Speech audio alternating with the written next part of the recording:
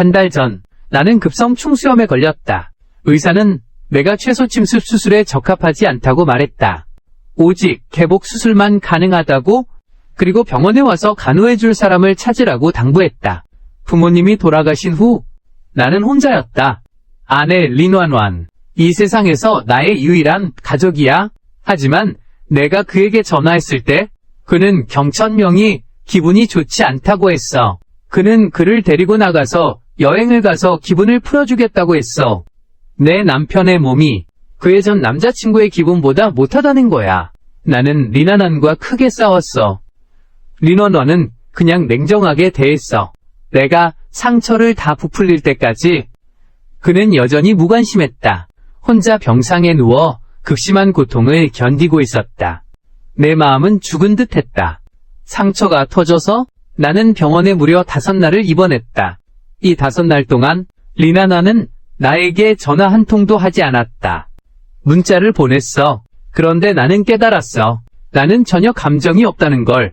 슬픔도 없고 그저 차분할 뿐이야. 심지어 매우 평온하게 느껴졌어. 퇴원하는 날 린완완이 갑자기 전화해서 집에 데리러 오겠다고 했어. 나는 필요 없다고 했어.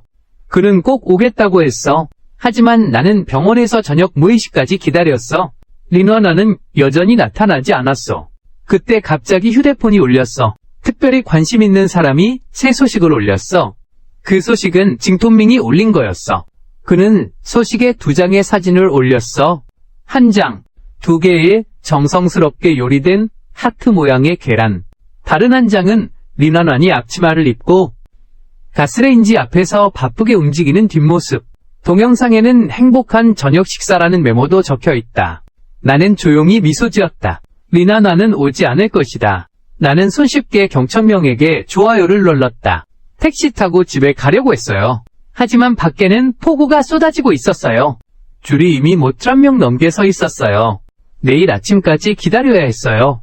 휴대폰을 치우고 바로 공유 자전거 쪽으로 향했어요. 집에 돌아온 후에 나는 이미 흠뻑 젖은 비 맞은 사람처럼 되었어요. 그릇을 씻고도 아직 돌아오지 않았어. 나는 혼자서 뜨거운 면을 끓였어. 따뜻한 물로 샤워를 했어. 그래도 머리가 여전히 멍한 느낌이야. 그냥 바로 잤어. 얼마나 지났는지 모르겠어. 린완완이 돌아왔어. 어렴풋이 그가 내 뒤에 서서 나를 쳐다보고 있는 게 느껴져. 예전에는 그가 그렇게 쳐다보면 등 뒤가 뜨거워지는 기분이었어. 하지만 지금은 그냥 그가 이상해 보일 뿐이야. 한밤중에 안 자고 여기서 나만 쳐다보고 있고 내일 출근 안 하는 거지. 문 여는 소리에 벌써 깼어. 근데 머리가 멍해. 그를 신경 쓰고 싶지 않았다. 린완완이 잠시 나를 쳐다보았다. 내가 계속 깨어나지 않자 세면하러 갔다. 희미한 물소리가 매우 최면적이었다. 나는 곧 잠이 들었다. 린완완이 오늘 밤 어느 방에서 잘지는 나는 신경 쓰지 않았다. 나는 이미 상관하지 않았다.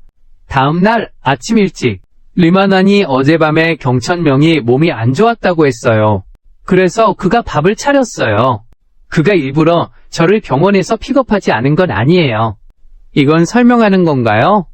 저는 웃으며 당신이 경천명과 함께 여행하길 바란다고 했어요.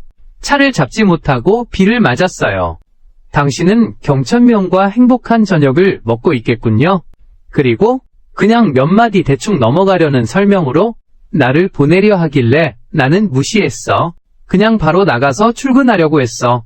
하지만 린완완이 집 앞에서 나를 막았어. 아직 아침도 안 먹었는데. 나는 옆으로 비켜서 지나갔어. 너 혼자 해결해. 내가 엘리베이터에 들어가기도 전에 집 문에서 쾅 하는 큰 소리가 났다. 린완완이 화가 났다.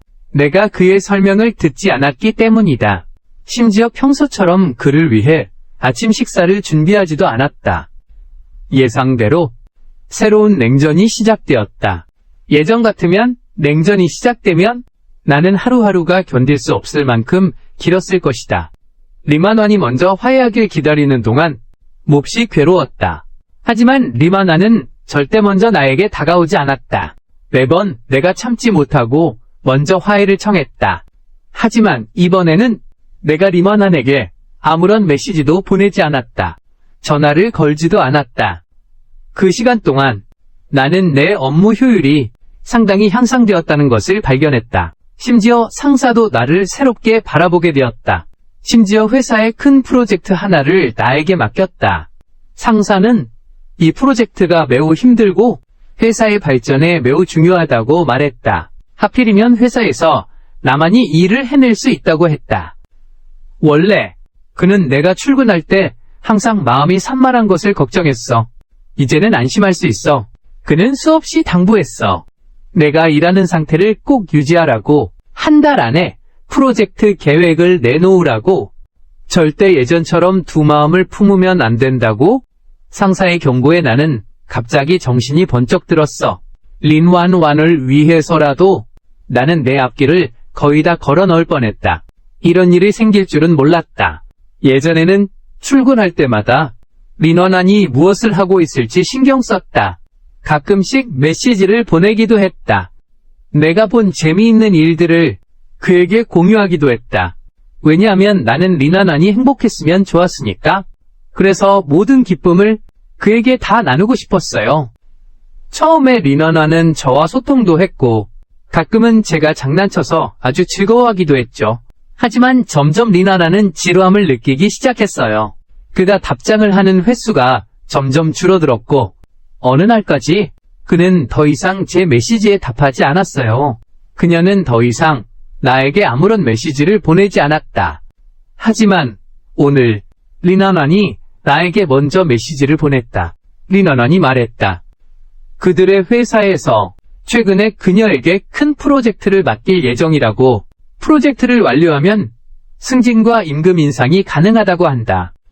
예전이라면 너는 매일매일 자진해서 내게 일 얘기를 공유해.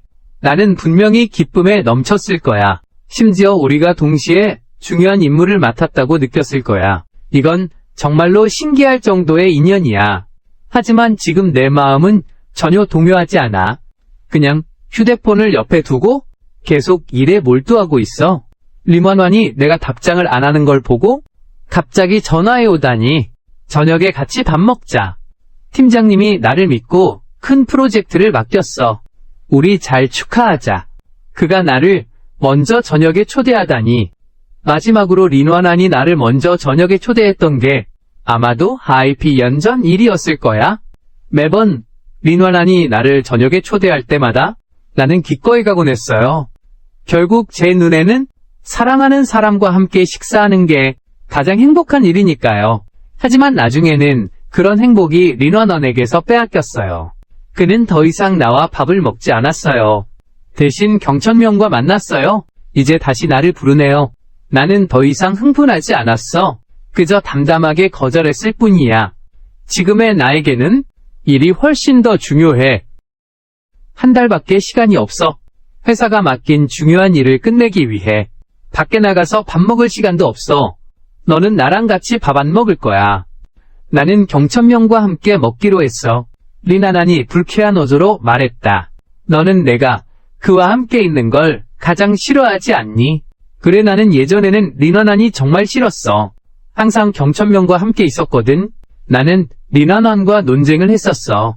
심하게 싸웠지만 린완완은 전혀 반성하지 않았어. 오히려 더 심해졌어. 그는 단지 경천명 생일을 챙긴 것뿐만 아니라 경천명과 함께 여행도 다녀왔다.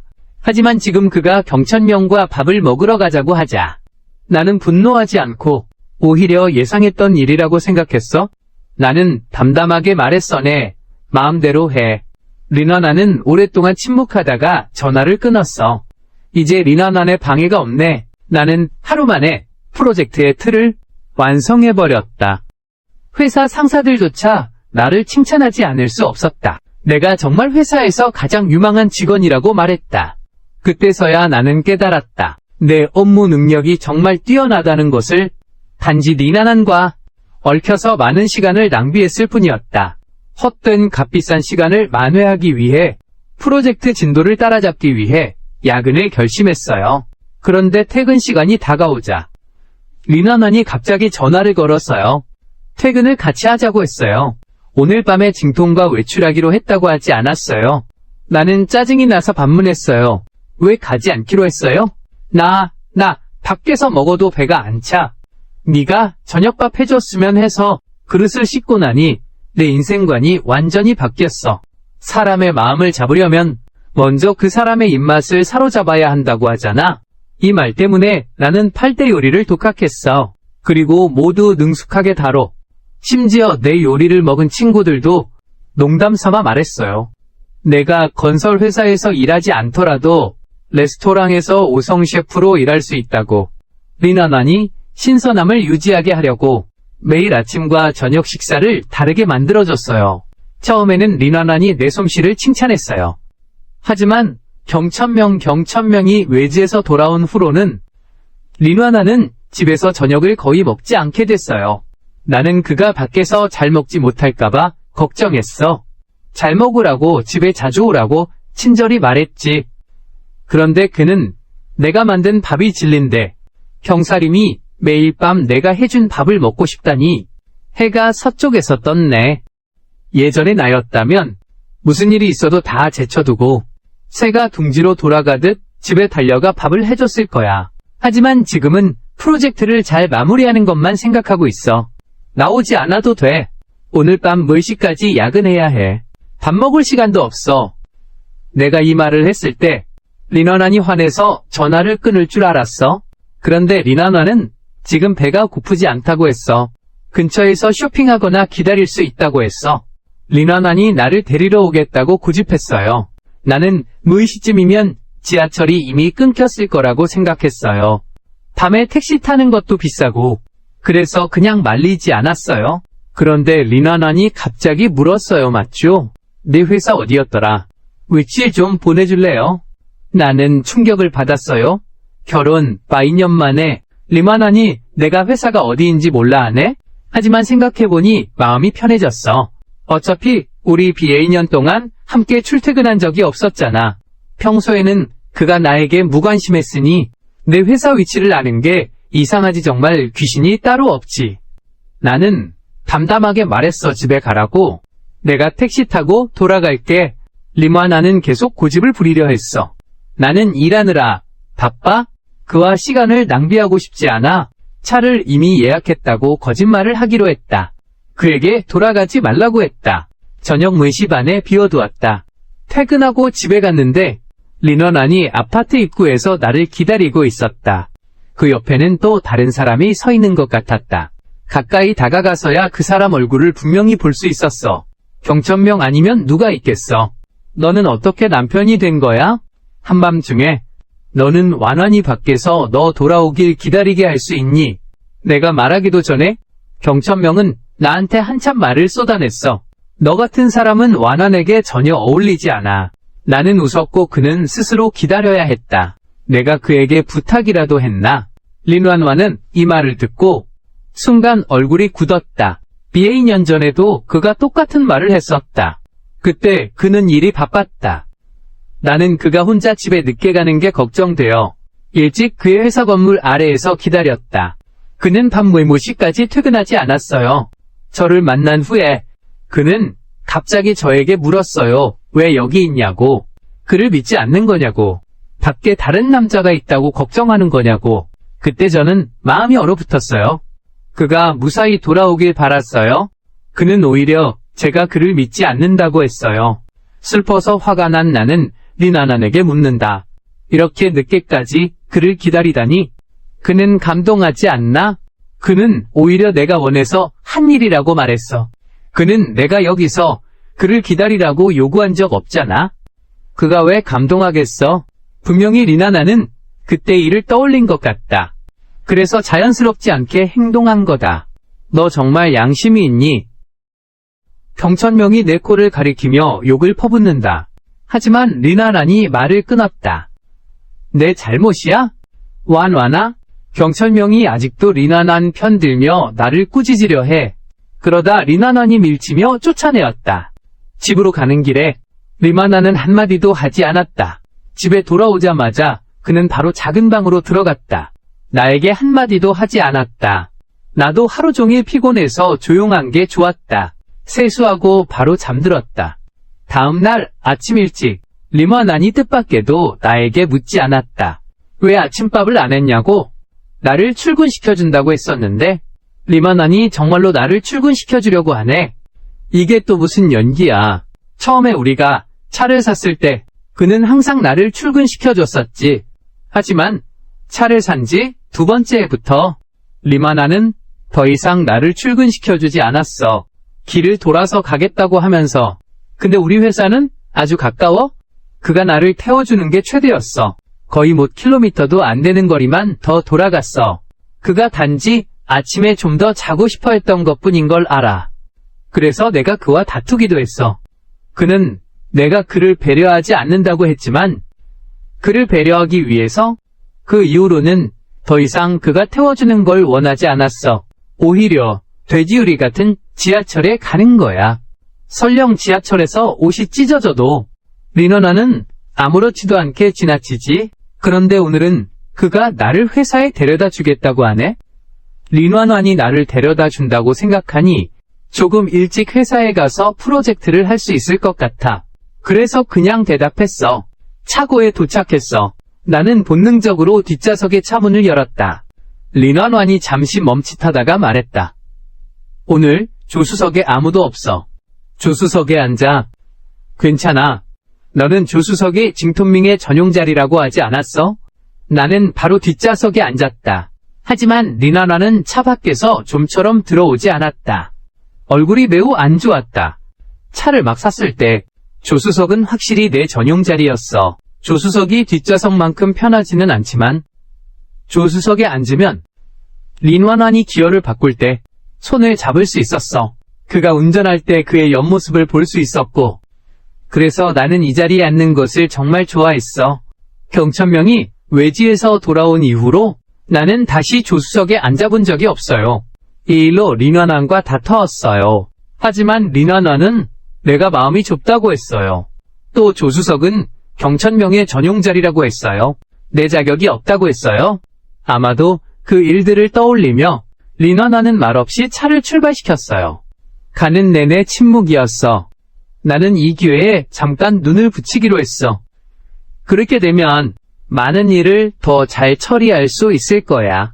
하지만 얼마 지나지 않아 리너난의 비명에 깼어. 너 눈이 멀었어. 빨간불인데 왜 길을 건너? 리너난이 차 창문을 내렸어.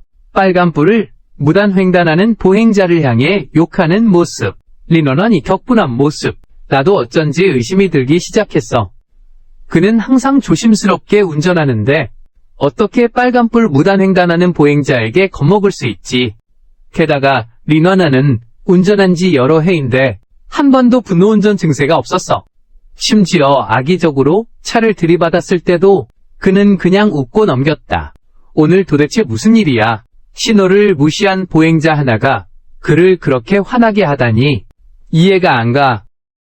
생각할 기분도 아니다. 길에서 작은 해프닝이 있었지만 나는 여전히 평소보다 밤5분 일찍 회사에 도착했다. 회사 리더가 제가 이렇게 일찍 회사에 도착하자 마치 야외에서 팬더를 만난 듯 놀라워했습니다. 저를 향해 칭찬을 아끼지 않았습니다. 다른 동료들도 저를 본받으라고 했습니다. 가능한 한 일찍 회사에 오라고요. 그래야 하루의 업무 계획을 미리 정리할 수 있습니다. 그래야 더 효율적으로 일할 수 있죠. 나 완전 민망했어. 일찍 회사에 와서 상사한테 칭찬받았거든.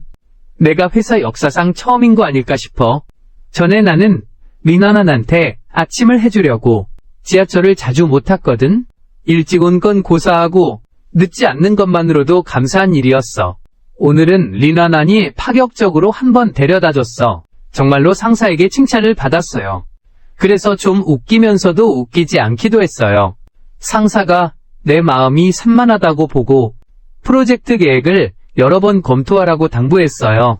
프로젝트 보고 당일에도 특히 신경 써야 한다고 했어요. 이번 협력은 전략 고객과의 일이니까요.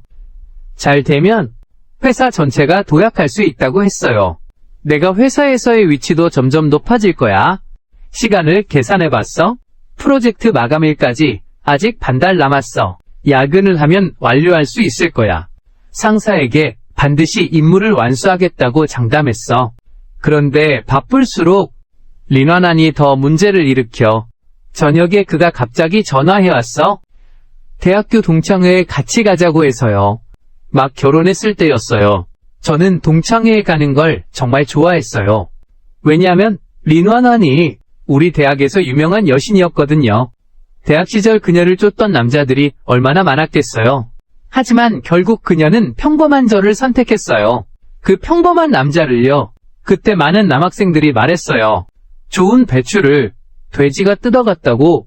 그래서 매번 그를 데리고 모임에 갈 때마다 남학생들이 온갖 부러움을 표했어요. 이게 나를 매우 자랑스럽고 뿌듯하게 만들었어요. 또한 매우 행복하고 만족스러웠어요.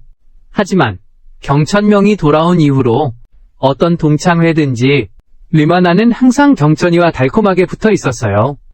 내 남편은 옆에 방치된 채로 그 이후로 학생들은 내 시선을 동정과 동시에 약간의 조롱 섞인 눈빛으로 바꾸었어요.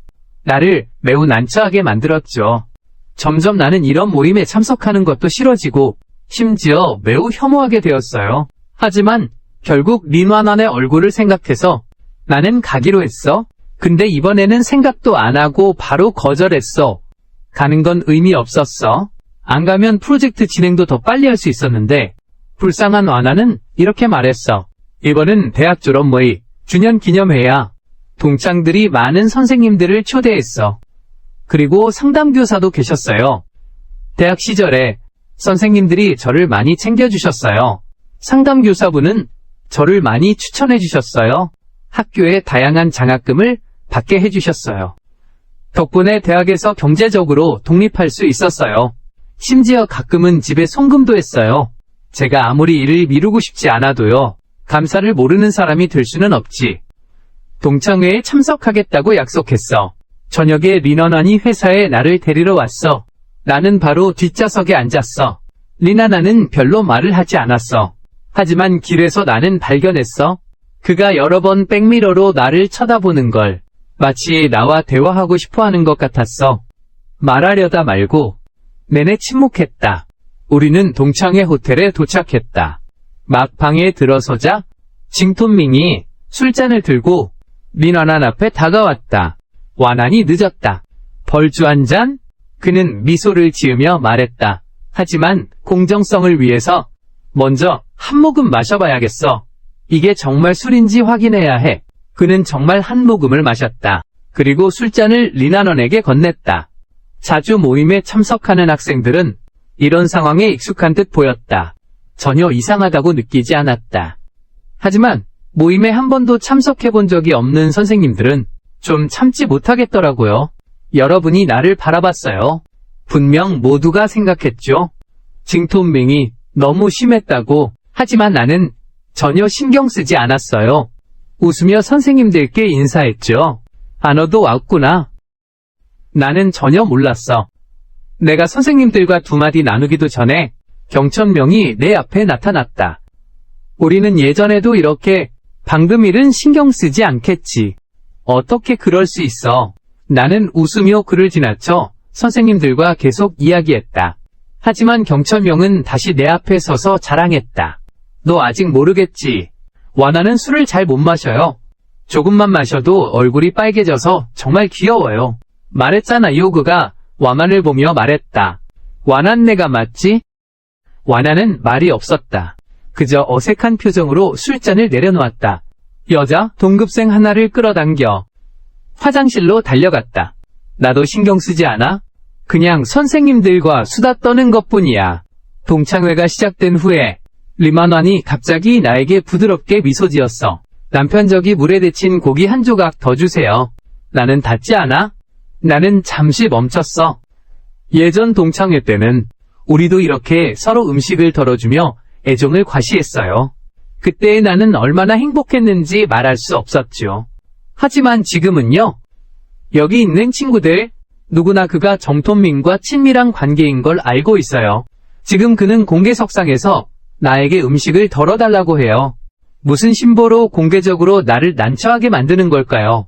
그가 나에 대한 지배력을 과시하려는 거예요. 그냥 보여주기 위해서 사실을 모르는 선생님들에게 보여주려고. 그래서 나는 테이블이 돌 수 있다고 직접 거절했어. 돌아오면 너는 도착할 수 있어. 리나난의 눈빛이 흐릿해졌다. 얼굴에 어색한 미소를 띠고 그때 징티안밍이 일어나 리나난에게 고기를 한 점 더 줬다. 도발하는 표정으로 나를 쳐다봤어. 내가 말하자면 어떤 강철 같은 남자들은 우아하고 다정한 와이프인 완원에게 어울리지 않아. 말을 마치고는 조용히 리나넌에게 미안하다고 했어. 방금 공용 젓가락을 쓰는 걸 깜빡했어. 완원 너는 어떻게 생각해? 이렇게 하면 간접 키스한 걸까? 모든 시선이 나에게 쏠렸다. 그들은 내가 집을 부술 거라고 생각했어. 비록 그들이 린완원과 징톤밍의 관계를 안다 하더라도 심지어 내가 린완원과 문제가 있을지도 모른다는 걸 알더라도 징톤밍이 공개석상에서 그렇게 말하는 건 너무 지나쳤어. 린완원도 긴장하며 나를 바라봤다. 눈썹 사이에 불안한 기색이 감돈다. 모두의 예상을 뒤엎고 나는 전혀 신경 쓰지 않는 듯 웃었다. 주머니에서 카드 한 장을 꺼내 린완원에게 건넸다. 키스도 했으니 방을 안 잡는 건 너무 이상하지. 징티안밍이 이 말을 듣고 즉시 박수를 쳤다. 피곤하면 베개를 가져다주고 생각보다 눈치 빠른 애하고는 하하 진천이 말 끝나기 전에 리만안이 바로 뺨을 때렸다. 진천이 얼굴을 감싸며 믿기지 않는 표정으로 리만안을 바라봤다. 아무 말도 못하고 멍하니 있었다. 리만안이 나를 힘껏 끌어올렸다. 울면서 동창회에서 나갔다. 집에 돌아온 리나나는 침실로 뛰어들었다. 이건 좀 이해가 안 간다. 린완완, 항상 징티안밍과 함께 있는 걸 좋아하지 않았나. 내가 그녀를 도와줬는데 오히려 그녀가 불행해졌다. 이해가 안 가서 더 이상 생각하기도 귀찮다. 지금 시간이 아직 이르다.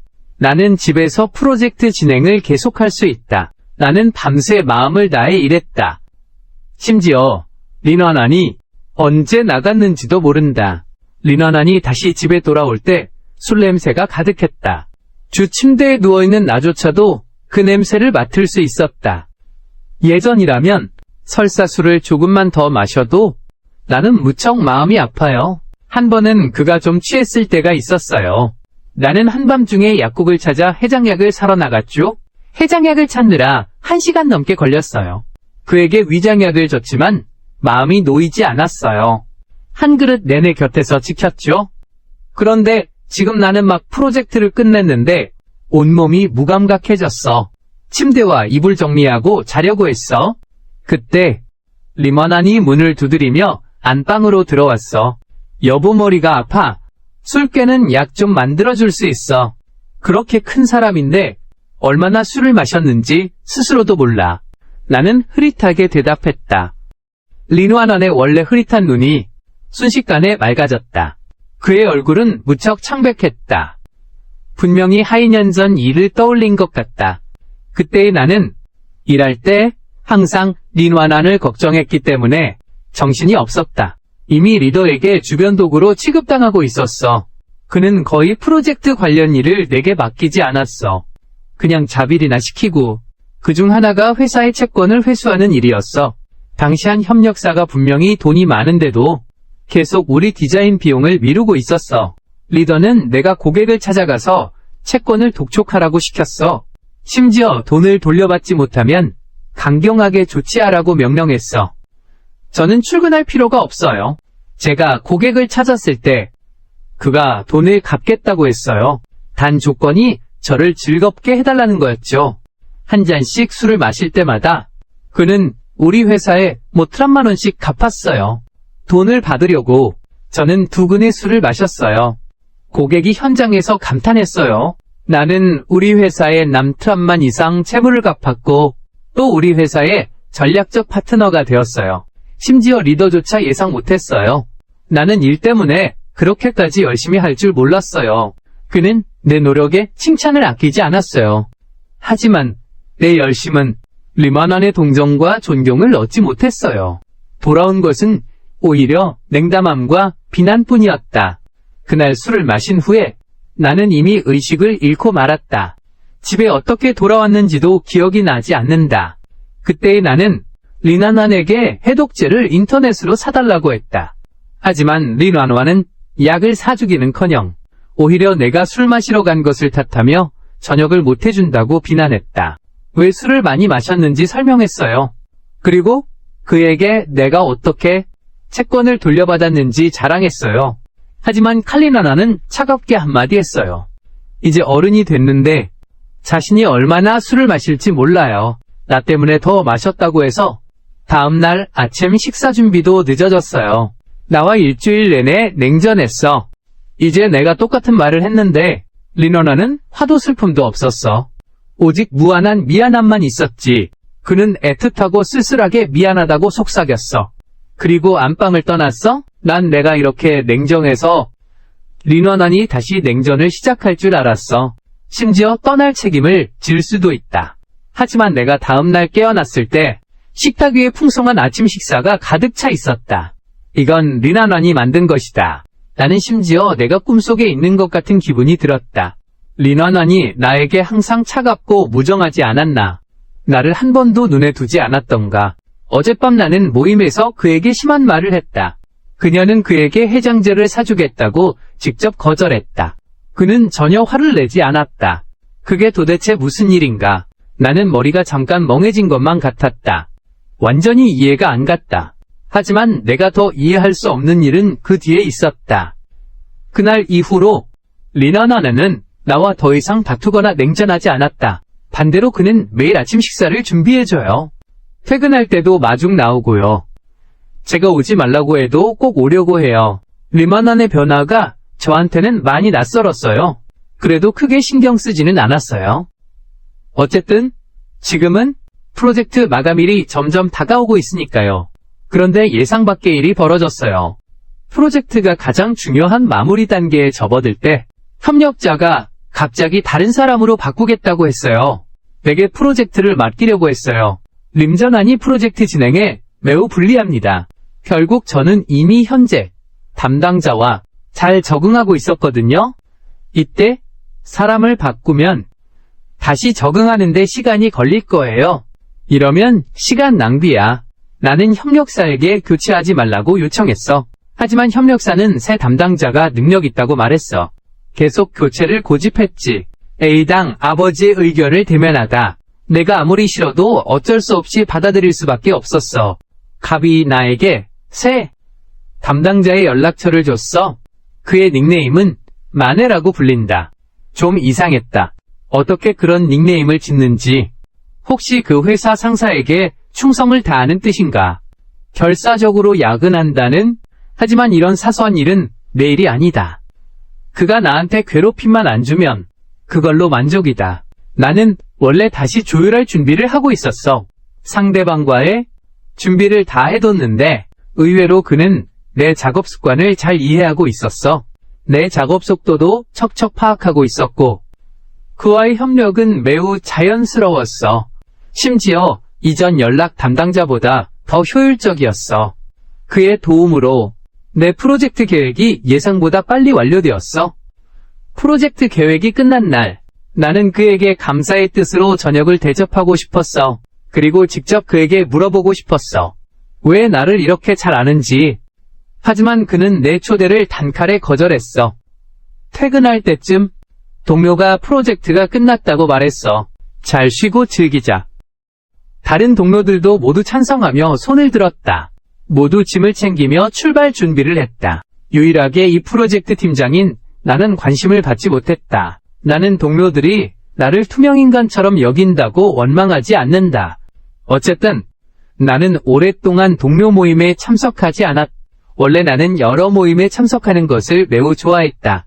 이런 모임은 감정을 가까이 할 수 있을 뿐만 아니라 눈을 넓히고 지식을 쌓을 수 있습니다.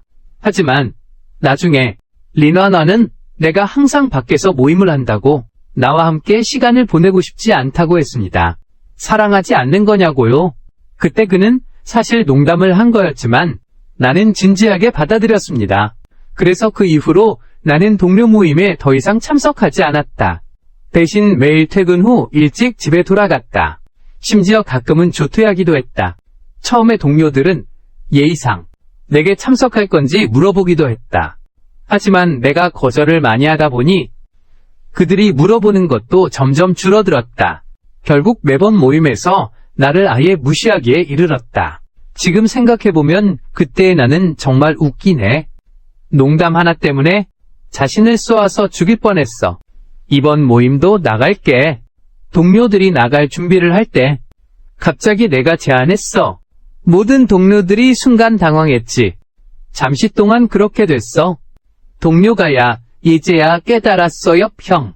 방금 뭐라고 했어? 내가 잘못 들은 거 아니지? 그래, 이건 해가 서쪽에서 뜬 거야? 옆 형이 모임에 참석하다니. 늘 모임에 안 나가던 내가 전격적으로 모임에 참가하다니 사무실이 순식간에 북적거려. 심지어 원래 참석하지 않으려고 했던 몇몇 동료들도 내가 간다고 하자 모두 참석하겠다고 했어. 원래 작은 모임이었는데 내가 참석하자 갑자기 회사 단합 행사로 변했어. 그래서 나도 웃기면서 울적했어. 바로 그때 린원원이 전화했어. 자기야, 나 벌써 아래층에 도착했어. 너 언제 퇴근해? 나는 린원원에게 밤에 모임이 있다고 말했어. 혼자 집에 가라고 했지. 그가 내가 같이 집에 안 가서 화내기는커녕 오히려 어디서 모임하는지 물었어. 밤에 데리러 온다고 했지. 예전 같았으면 린원원이 나를 퇴근하러 오면 나는 정말 영광스러웠을 거야.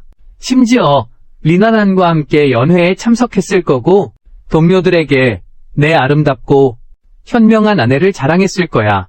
하지만 지금은 전혀 기쁘지 않아. 오히려 조금 귀찮게 느껴져. 나는 린원원에게 더 이상 감정이 없어. 그의 나에 대한 호의가 오히려 싫어졌다. 괜찮아요. 저는 저녁에 혼자 집에 가면 되니까요. 말해요. 전화를 끊을게요. 동료의 차를 타고 모임에 갔어요. 이번 모임은 정말 즐거웠어요. 오랜만에 동료들과 함께 했거든요. 동료들은 술자리에서 마음껏 이야기했어요. 제가 이렇게 모임에 참석한 건 처음이었어요. 나는 자연스럽게 동료들의 이야기의 핵심이 되었고 모두가 지난 몇 년간 나의 변화에 대해 이야기했어요. 처음 출근했을 때 나는 능력이 뛰어났어요. 많은 대형 프로젝트를 설계했었죠. 리더는 나를 미래의 고위 간부로 육성하려고 했어요. 하지만 나중에는 점점 일에 대한 열의가 사라졌어요. 시간이 지나면서 심지어 리더마저 나를 포기하게 되었다. 나는 저절로 조금 부끄러워졌다. 지난 몇 년이 이렇게 허비되다니. 사실 나도 한때는 적극적이고 의욕이 넘치는 청년이었다. 하지만 경천명이 돌아온 이후로 나는 린원원의 마음을 붙잡기 위해 그를 삶의 중심으로 삼아버렸다. 그를 위해 나는 너무 많은 것을 포기했어. 하지만 그는 마치 남쪽으로 날아가는 기러기처럼 한 번도 돌아본 적이 없었어. 과거에 나는 너무 어리고 너무 비참했어.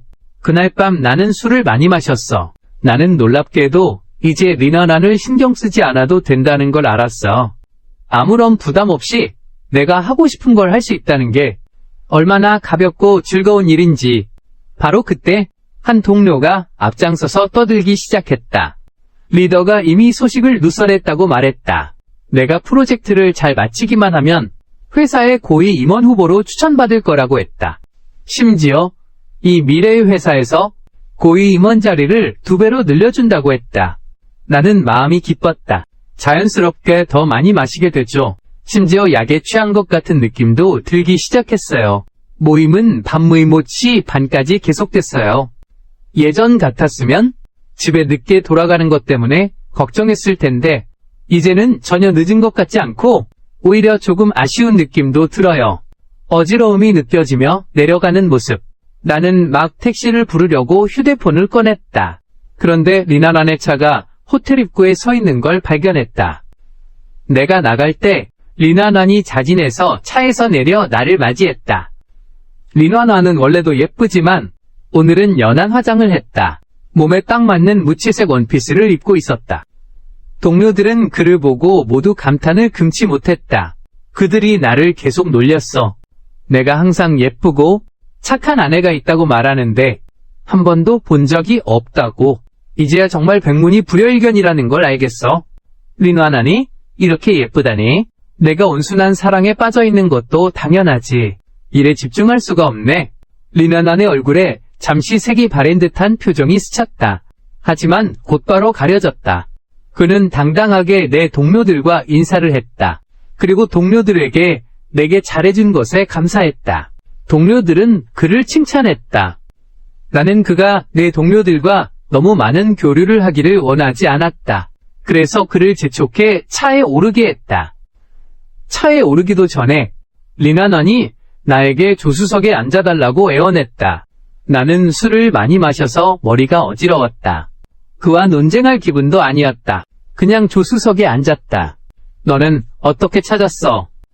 차에 타자마자 나는 불만스럽게 물었다.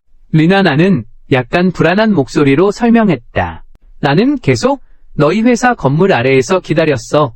나는 네가 동료 차에 탄 걸 봤어. 그래서 쭉 따라왔지. 신경 쓰지 않겠지. 나는 짜증 섞인 목소리로 말했다. 내가 너 오지 말라고 한 거 아니었니? 나는 술을 따랐어. 말투가 자연스럽지 못했어. 커린 완완. 전혀 이런 일에 신경 쓰지 않는 것 같았어. 그냥 힘껏 나를 안아줬어. 여보 미안해. 무슨 미안한 게 있어. 그를 밀어내고 싶었어. 하지만 남편을 밀어낼 수 없었어. 예전에는 내가 외출할 때 너는 항상 밖에서 나를 기다리고 있었어.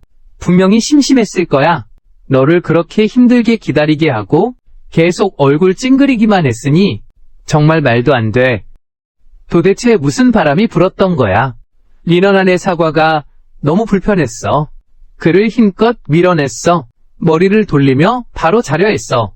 바로 그때 내 입술이 갑자기 부드러운 느낌이 들었다. 나는 리나난에게 강하게 키스당했다. 내가 반응할 틈도 없이 린완완의 입에서 쓴 무언가가 들어왔다. 너 뭐 하는 거야? 나는 리나난을 세게 밀쳤다. 리나난은 조금 당황한 듯 나를 바라봤다. 마치 잘못한 일을 한 초등학생처럼 해장제를 줄게. 너가 그렇게 많이 마신 걸 보니 너도 해장제를 먹을 수 없겠니? 나는 많이 마시지 않았어. 나는 목구멍을 눌러서 토하려고 했다. 왜인지 모르겠어. 원래 내 눈에는 매우 소중한 린완완의 향기로운 입맞춤이 지금은 좀 메스꺼워. 린완완은 푸하하 웃으며 말했어도 파지마. 더 파면 토할 거야. 차 안에서 토하면 못 참원 넘게 세차해야 해. 잠시 멈췄어요. 말이 안 나오네. 세차하는데 그렇게 많은 돈이 필요하다고? 전용 택시 세차장에 가면 돼요. 한 번 세차하는데 하이모연밖에 안 들어요. 이만하니 침묵했어요. 차를 산 이후로 한 번도 세차를 한 적이 없어요. 세차할 때마다 그는 항상 차 열쇠를 나에게 던져주고 내가 시동을 걸게 했어. 자신은 친구들이나 동료들과 모임에 갔지. 그는 미안하다고 한마디 했어. 나는 신경 쓰기 귀찮아서 그냥 의자 등받이에 기대었어. 잠을 잘 생각이었지. 리나난은 또 웃음을 터뜨렸어. 아직 술이 덜 깼다고 안전벨트도 망각했대. 말해봐. 그가 내 안전벨트를 잘 매줬어. 그리고 집까지 1시간 걸린대. 나 먼저 좀 잘게. 머리가 어지러워. 바로 눈을 감고 잠들었어. 희미한 의식 속에서 그가 뭔가 옷을 꺼내 내게 걸쳐주는 것 같았어. 리나난이 차를 아주 안정적으로 몰았다. 나는 아주 깊이 잠들었다. 다시 깨어났을 때 그가 바로 옆에서 나를 똑바로 바라보고 있는 것을 발견했다. 나는 무심코 몇 시냐고 물었다. 새벽 5시 반이었다. 왜 나를 깨우지 않았냐고. 나는 리나난에게 한마디 물었다. 그는 내가 자고 있는 모습을 보고는 깨우지 못하겠다고 했다. 나는 더 이상 아무 말도 하지 않았다. 그저 몸에 걸친 옷을 내리고 혼자서 집으로 돌아갔다. 내일은 주말이다. 지금 프로젝트는 이미 끝났다. 며칠 후에 협력사와 프로젝트 발표회를 열기만 하면 된다. 나도 드디어 한가로운 주말을 보낼 수 있게 됐어. 하지만 내가 잘못 생각했더라고. 예전의 주말에는 하루 종일 재료를 준비하곤 했어. 그리고 리나난을 위해 정성껏 맛있는 요리를 해줬지. 하지만 이제는 린완완을 위해 요리할 생각이 없어져서 주말에 시간이 남아도 어떻게 써야 할지 모르겠어. 하루 종일 집에 누워서 아무것도 하지 않았어요. 심지어 집안일을 하며 시간을 보내고 싶어도 리만환이 이미 방을 깨끗이 치워버렸어요. 할 일 찾으려고 해도 찾을 수 없었어요. 더 무서운 건 프로젝트를 끝내면 더 야근하지 않아도 된다는 거예요. 그런데 저는 깨달았어요. 심지어 평일 저녁조차도 조금 심심해졌다는 걸. 심지어 집에 가고 싶은 강한 욕망조차 예전 같지 않다. 강렬한 욕망이 없어진 것이다. 예전에는 퇴근하자마자 집에 가고 싶었다. 조금이라도 빨리 리난환을 보고 싶어서였다. 하지만 지금은 집에 가면 오히려 어색함만 느껴진다. 매번 집에 돌아가면 리난환은 항상 먼저 저녁을 준비하고 먼저 나에게 말을 건다. 그 회사, 최근 동향. 예전 같으면 그가 나와 일을 공유했을 때 나는 기꺼이 듣곤 했을 텐데 지금은 그냥 리난환이 너무 잔소리하는 것 같아. 하지만 나도 이제야 예전의 리난환을 조금 이해하게 됐어. 그가 왜 나의 일 이야기를 듣기 싫어했는지, 내가 겪은 재미있는 일들을 감정이 없고 사랑하지 않게 되었기 때문에 무슨 재미있는 이야기를 들어도 다 지루하게 느껴져요. 나와는 상관없는 일처럼 느껴져요. 조용함을 위해서 나는 매번 저녁 식사 후에 침실로 들어가요. 이번에 프로젝트를 주도하면서 많은 것을 배웠어요. 지금 이 기회를 이용해 경험을 잘 정리할 수 있어요. 앞으로를 위한 기초를 다지기 위해서요. 예상치 못한 내 차가움에 직면하여 리난환은 전혀 불쾌해하지 않았다. 오히려 나를 방해하지 않으려는 배려를 했다. 과일과 차도 준비해 주었다. 내가 자주 방해받지 않도록 특별히 큰 컵을 사용했다. 준비한 과일도 한 접시 가득이었다. 그래도 나는 여전히 불편함을 느꼈다. 안심하려고 경험을 정리하며 사흘 뒤 저녁에 나는 린완환에게 프로젝트를 계속해야 한다고 말했다. 내일도 야근해야 한다고. 하지만 의외였던 건 린완환의 얼굴에 실망감이 떠올랐다는 것이다. 너희 프로젝트 이미 완벽하게 끝낸 거 아니야? 왜 계속 하려고 하는 거야? 린완환이 눈물 흘리며 나를 바라보고 있어. 남편은 나를 피하는 거야? 혹시 나를 더 이상 사랑하지 않는 거야? 그가 어떻게 우리 회사 프로젝트를 알았지? 이미 아주 완벽하게 끝냈다는 거야?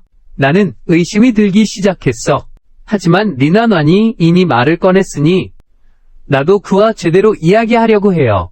이 기간 동안 나는 그와 이혼 이야기를 하지 않았는데 그건 나도 몰랐기 때문이에요. 지금 그에 대해 내가 어떤 감정을 가지고 있는지. 하지만 이 기간 동안 일하며 생각한 끝에 마침내 결론을 내렸어요. 린완환은 내 인생에서 더 이상 그렇게 중요하지 않아졌어. 나는 이미 그를 사랑하지 않아? 나는 진지한 표정으로 소파에 앉아 있었어. 린완환, 우리 진지하게 한번 얘기할 필요가 있는 것 같아. 잠깐만. 린완환은 눈물이 훌쩍 흘렀다. 남편 내일 출장이 있어요. 중요한 일이 있으면 내가 돌아와서 얘기해도 될까요? 생각해봤어요. 이혼 문제도 급하게 할 필요는 없어요. 지금 말하면 린완환이 마음이 산만할 수도 있고 밖에서 일이 생기면 안 좋잖아요. 그래서 그냥 승낙했어요. 나는 무심코 짐 다 챙겼냐고 물었다. 린완환의 눈이 반짝이며 아직 안 챙겼다고 했다. 그럼 너 혼자서 챙겨. 나는 잘 거야. 린완환의 눈빛이 순간 어두워졌다. 작은 목소리로 알겠다고 말했다. 예전에는 린완환이 출장을 갈 때마다 내가 항상 그의 짐을 챙겨주었다. 하지만 지금은 그를 치우고 싶지 않아. 하루 종일 일했으니까 이제는 푹 쉬고 싶어. 다음날 아침 린완환이 나한테 태워다 줄 수 있냐고 물었어. 생각도 안 하고 거절했지. 오늘은 월요일이니까 나도 출근해야 하거든. 린완환이 잠시 멈칫했다. 얼굴에 슬픔이 가득했다. 그의 실망한 얼굴에서 나는 마치 몇 년 전에 나를 본 것 같았다. 그때 회사에서 나에게 큰 프로젝트를 맡겼다. 나는 린완환과 헤어지고 싶지 않았다. 그래서 상사에게 다른 사람을 보내달라고 요청했다. 하지만 당시 회사의 다른 사람들은 모두 일이 있었다. 저밖에 보낼 사람이 없어요. 팀장님이 말씀하시길 제가 프로젝트를 성사시키기만 하면 월급을 올려주신다고 하셨어요. 또 몇 개의 프로젝트도 맡겨주신대요. 이제는 단순한 도구로만 남지 않게 될 거예요. 거절할 방법이 없었어요. 그래서 어쩔 수 없이 수락했어요. 그 출장 동안 일주일 내내였어요. 이번 주 동안 고객과 협상하느라 바빴어요. 심지어 린완원과 연락할 기회도 없었어요. 프로젝트를 성공적으로 따낸 후에야 제가 가장 먼저 생각한 것은 리더에게 자랑하는 것이 아니라 드디어 린완원과 재회할 수 있다는 것이었어요. 돈을 아끼기 위해 비행기를 타지 않고 거의 4시간 넘게 기차를 탔어요. 기차가 성도에 도착한 후 몸과 마음이 지친 나는 린완원에게 역에서 나를 데리러 와달라고 했어요. 하지만 린완원은 집에서 쉬겠다고 했어요. 그날이 토요일인 것도 모르고 기차 도착 시간은 오후였는데 일찍 일어날 필요도 없었어요. 심지어 린완원은 나를 데리러 오기 싫어했어요. 나는 어쩔 수 없었어. 피곤한 몸을 이끌고 버스를 타고 집에 돌아갈 수밖에 없었지. 집에 돌아온 후에 나는 원래 린완원과 프로젝트 성공의 기쁨을 나누고 싶었어. 하지만 과도한 피로 때문에 흥미를 잃었지. 지금의 린완원은 분명 그때 그가 생각났을 거야. 창백한 얼굴로 미안하다고 말했다. 가방을 들고 머리를 숙인 채 나갔다. 린완원이 집에 없는 며칠 동안 나는 예전의 불안감이 사라졌다. 또 하루 종일 걱정하지도 않았다. 그가 외지에서 어려움을 겪을까봐. 반대로 나는 온전히 일에 몰두했다. 프로젝트를 여러 번 꼼꼼히 검토했다. 내가 만족할 때까지. 그리고 정성스럽게 견적서를 작성했어요. 회사가 이익을 내면서 협력사가 받아들일 수 있는 견적안을 만들었어요. 그와 동시에 이번 프로젝트 경험을 체계적으로 정리하는 시스템을 만들었어요. 경험의 폭발적 성장. 이 기간 동안 린완원도 자주 나에게 여러 가지 메시지를 보냈다. 예를 들어 그가 먹은 다양한 맛있는 음식들, 외지에서 본 여러 아름다운 풍경들. 나는 모두 답장을 하지 않았다. 그가 나에게 아주 긴 음성 메시지를 보낼 때까지. 그때서야 알았다. 내가 거의 한 달이 되어간다는 것을. 나는 린완원에게 먼저 메시지를 보내지 않았다. 이전 같으면 절대 그럴 수 없었을 텐데 나는 그 긴 음성 메시지를 열었다. 린완원의 말투는 매우 실망스러웠다. 그는 매번 나에게 메시지를 보내고 나면 핸드폰을 꼭 쥐고 내 답장을 기다린다고 했다. 하지만 나는 좀처럼 답장을 하지 않았다. 그는 매우 슬프고 상심했다고 말했다. 그는 점점 더 슬퍼질수록 예전의 자신이 얼마나 미웠는지 느끼게 된다. 예전에는 내가 그에게 메시지를 보내도 답장이 없었으니까. 그는 그때의 내가 분명 힘들었을 것이라고 믿는다. 지금은 내가 그의 소식을 기다리지 않지만 그를 탓하지 않는다. 그건 그가 자초한 일이다. 그가 받아야 할 벌이다. 그는 이미 모든 것을 깨달았다고 말했다.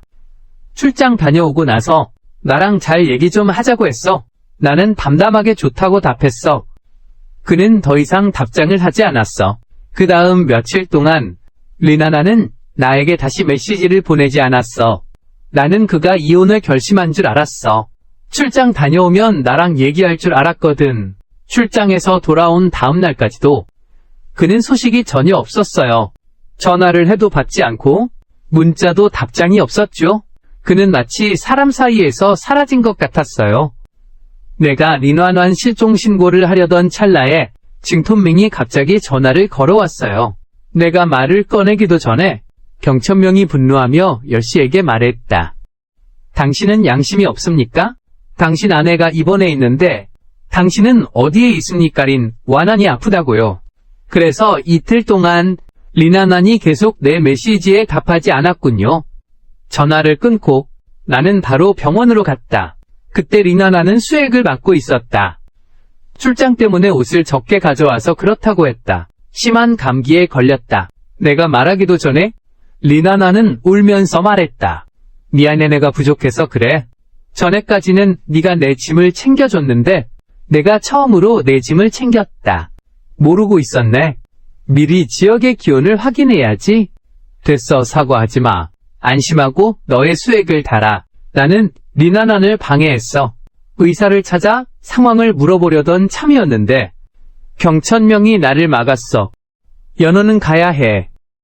너 그렇게 간사한 놈이 왜 나난에게 어울리겠어? 난 경천명을 신경 쓸 생각 없어. 그를 그냥 밀쳐냈어. 리너나는 내가 가려 한다고 생각했어. 간절히 나에게 함께 있어달라고 애원했지. 나는 담담히 거절했어. 너도 이제 어른인데 다른 사람에게 돌봄을 받을 필요가 있겠냐고. 리너나는 순식간에 무너졌어. 울음을 참지 못하고 나는 충수염 수술 후에 그와 다퉜다. 그는 바로 이 말로 냉전을 시작했다. 미안해 여보. 미안해. 리너나니 눈물로 흐느끼며 말했다. 부모님이 돌아가신 이후로 나는 내 유일한 가족이 되었어. 그런데 네가 가장 필요로 할 때 나는 여행 가는 것 정말 용서받을 수 없는 죄야. 너는 수술 후에 누군가의 보살핌이 필요해. 나는 너와 냉전 중이야. 정말 인간답지 못해. 완완아 너 왜 그에게 사과해? 너 혹시 화가 나서 정신이 없니? 징티안밍이 리나난의 어깨를 쓰다듬었다. 걱정하지 마. 이 짐승이 너와 함께 있지 않더라도 나도 여기서 너와 함께 있을게. 효도는 네가 돌봄이 부족하지 않도록 할게. 경천명은 서둘러 시간 틈을 타서 만난 다완환. 그는 너를 돌보는 걸 원하지 않아. 나는 원해.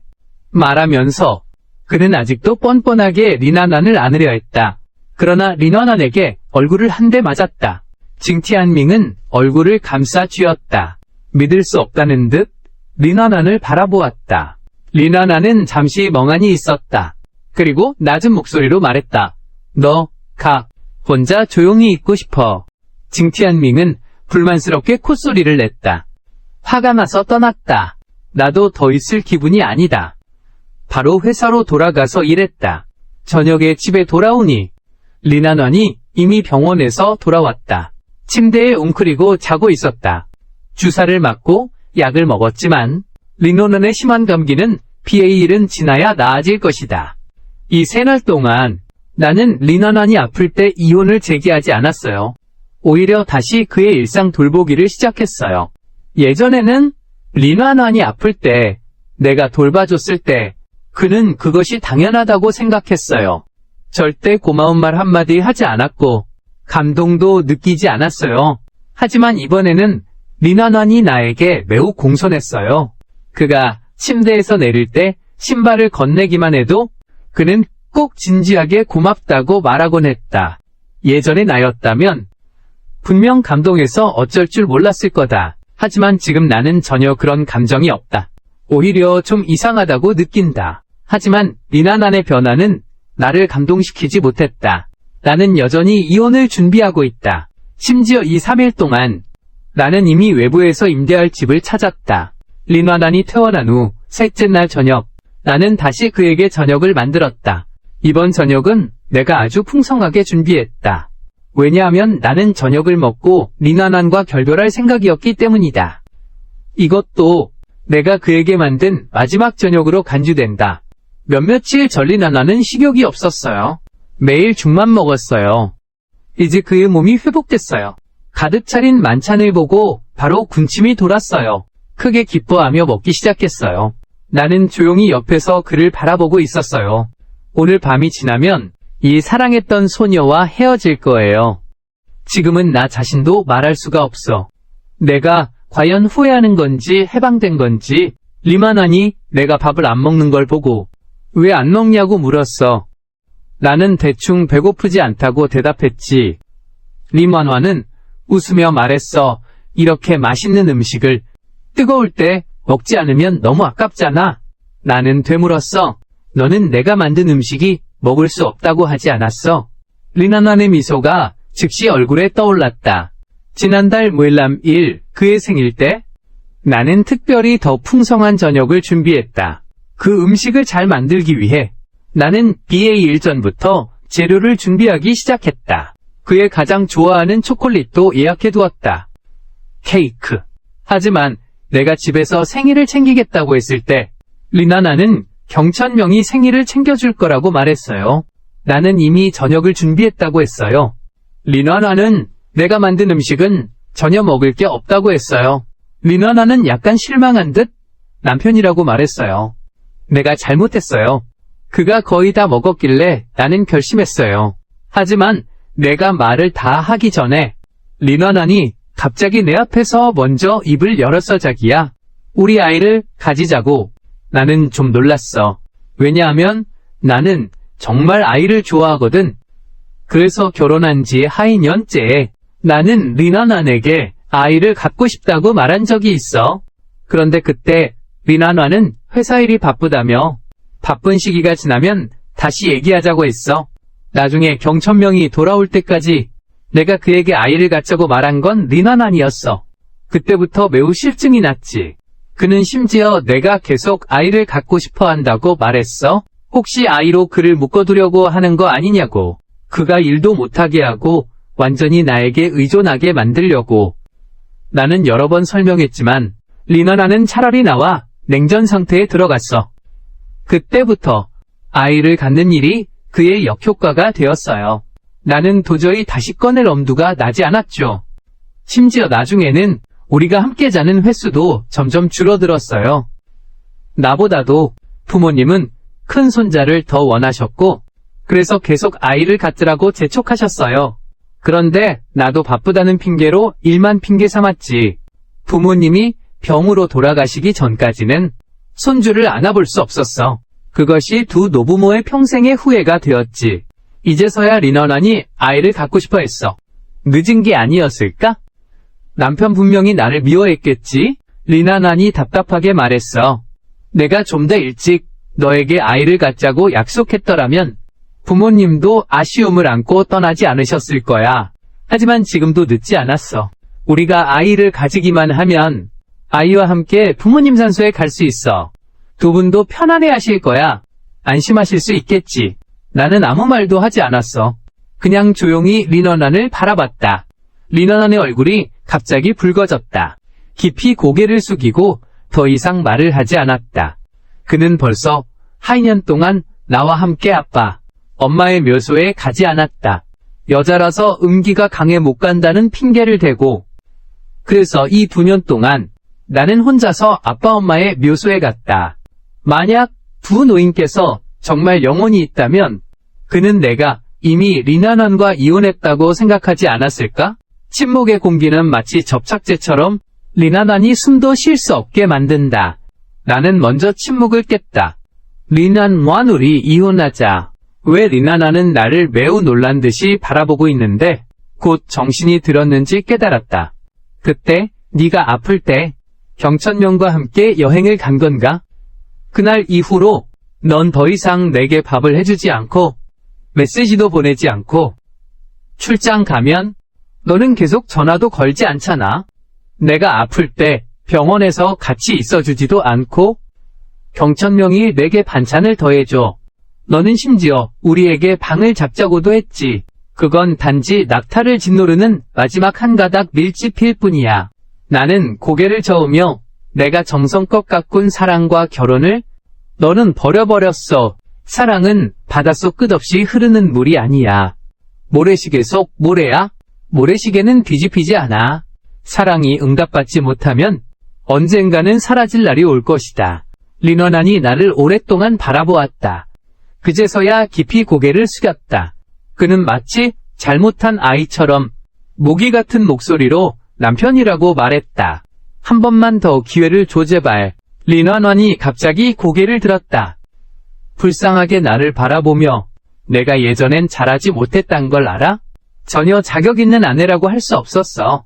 네가 화내고 슬퍼하는 것도 당연한 일이야. 하지만 지금은 똑바로 깨달았어. 네가 한 번만 기회를 준다면 이 세상에서 제일 좋은 아내가 될게. 옷도 빨아주고 밥도 해줄게. 출근 전에 내 아침을 준비해줄게. 매일 입는 옷도 챙겨줄게. 이제는 매일 집에 가지 않는 일이 없을 거야. 매일 퇴근해서 너를 데리러 가서 저녁도 만들어줄게. 네가 아플 때 내가 곁에 있어줄게. 네가 성공했을 때 나도 함께 축하할게. 네가 나에게 보여준 사랑에 감사할게. 당신이 나에게 불만인 점은 내가 반성할게. 이혼만 아니면 내가 어떻게 하든 상관없어. 당신이 사랑을 어떻게 돌보는지 정말 잘 아는 것 같아? 나는 리나난을 끊었어. 단지 당신이 돌보는 사랑은 나에게 속하지 않을 뿐이야. 남편 미안해. 내가 잘못했어 알아. 내 잘못이 너무 컸어. 리나난이 눈물을 흘리며 말했어요. 경천명과 얽혀있던 게 잘못이었어. 지금 바로 그를 차단할게. 앞으로 절대 그와 연락하지 않을 거야. 제발 한 번만 기회를 주세요. 나는 고개를 저으며 말했어요. 괜찮아. 내 사랑을 당연하게 생각하지 마세요. 나를 희롱하듯 조롱하는군. 솔직히 말해서 넌 나를 사랑하지 않는 거야. 이제 사랑하지 않는다면 왜 이혼하지 않니? 남편 난 당신을 사랑해. 리나난이 울음을 터뜨리며 통곡한다. 나는 네가 나에게 중요하지 않다고 생각했어. 하지만 네가 예전처럼 내 곁에 있지 않다는 걸 알게 됐을 때 그때부터 나는 몰랐어. 정말 속상해. 저녁을 만들어주지 않으면 서운해. 짐 챙기거나 출장을 보내줄 때 도와주지 않으면 슬퍼질 거야. 네가 야근한다고 속였을 때 더욱 무서웠어. 내가 너를 잃을까봐. 네가 나를 싫어하게 될까봐. 이혼만 하지 않으면 뭐든지 시키는 대로 할게. 괜찮아, 안 괜찮아. 나는 아주 단호하게 대답했어. 이제 너를 사랑하지 않는다고. 리나난은 완전히 꿈에서 깨어났고 그는 나를 똑바로 바라봤어. 눈물이 빠르게 흘러내렸지. 나는 더 이상 아무 말도 하지 않았어. 그저 혼자서 침실로 가서 짐을 싸기로 마음먹었을 뿐이야. 그때 문종이 울리기 시작했어요. 경천명은 가방을 들고 밖에 서 있었어요. 장난스럽게 웃으며 완환에게 말했어요. 내 임대 계약이 끝났어. 지금 집 구하기도 힘들고 잠시 너희 집에서 묵어도 될까? 나는 웃었어요. 경천명 정말 뻔뻔하네. 지금 집 구하기 어렵지. 나는 어떻게 단 BA 1만에 집을 찾았을까? 그는 집 찾기 어렵다고 했었지. 그저 리나난에게 기대려는 것뿐이야. 그를 들춰내기 귀찮아서 그냥 미소 지으며 리나난을 바라봤어. 내 남편이 아직 안 간 걸 보니 이 집엔 또 새로운 남편이 생겼네. 리나난이 그 자리에서 폭발했다. 그가 손으로 정톤밍의 짐을 빼앗았다. 모든 것을 한꺼번에 문 밖으로 던졌다. 문가를 가리키며 정톤밍에게 명령했다. 나는 앞으로 너를 다시는 보고 싶지 않아. 완한 너 이게 뭐야? 정톤밍이 말을 다 끝내기 전에 리나난은 정톤밍을 집 밖으로 밀어냈다. 쾅 하고 대문을 닫았다. 그들이 어떻게 하든 신경 쓰기 귀찮았다. 그냥 안방으로 돌아가 짐을 챙겼다. 필요한 옷만 조금 챙겼다. 나머지는 하나도 안 가져갔다. 내 눈에는 이 집에 더 이상 미련이 없었다. 내가 집을 나서려 할 때 리나난이 내 소매를 잡고 떠나지 말아달라고 했다. 나는 그의 손을 가볍게 밀어냈다. 고개도 돌리지 않고 집을 떠났다. 리나난은 머리를 감싸쥐고 땅에 쪼그리고 앉아 울음을 터뜨렸다. 집문을 사이에 두고도 그 소리가 들렸다. 예전에는 리나난이 이렇게 울면 하늘이 무너질 것 같다고 느꼈을 텐데 하지만 지금은 더 이상 마음이 약해지지 않았다. 바로 엘리베이터로 들어갔다. 이만원이 없었다. 내 삶은 완전히 편안해졌다. 더 이상 그를 신경 쓸 필요가 없었다. 모든 시간은 내 마음대로 쓸 수 있었다. 일하고 싶으면 일하고, 모임이 하고 싶으면 모임을 하고, 심심할 때는 영상도 볼 수 있었다. 하지만 나를 유일하게 불쾌하게 하는 것은 바로 리나난이었다. 계속해서 민정국에 가서 이혼 절차를 밟는 것을 동의하지 않았다. 나는 차라리 변호사를 찾아 이혼 소송을 하기로 했다. 변호사도 내 사건을 맡았다. 변호사 쪽에서 결과가 나올 때까지 기다리면 된다. 하지만 별거한 지 사흘째 되는 날 나는 나가려다가 리나난과 마주쳤다. 어떻게 여기 있냐고 참을 수 없이 물었어. 리나난은 웃으며 손에 든 열쇠를 흔들었어. 너 맞은편에 집을 빌렸어. 미쳤냐고 참을 수 없이 너를 꾸짖었어. 집이 없어서 사는 것도 아니잖아. 설사 이혼해도 집은 너에게 남겨줄 거야. 왜 밖에서 돈을 낭비하면서 집을 빌려?